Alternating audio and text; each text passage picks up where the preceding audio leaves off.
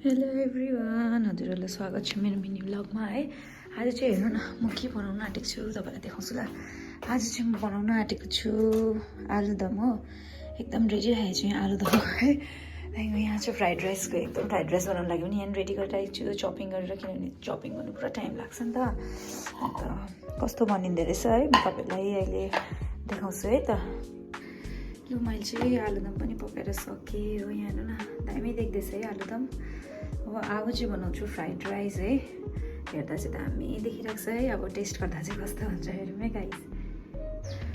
लु मेरो चाहिँ फ्राइड राइस पनि भयो, हेर्नुहोस् कस्तो देख्दैछ हो।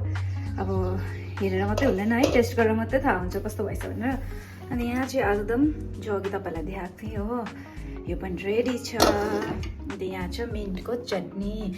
अब म टेस्ट गराउँछु हस्बेन्डलाई, अनि हस्बेन्डले भन्नुहुन्छ है कस्तो भएछ भनेर। आगोमा बसेर विन्टरमा है, यहाँ हेर्नु न मजा आउँछ। अनि कस्तो भएछ?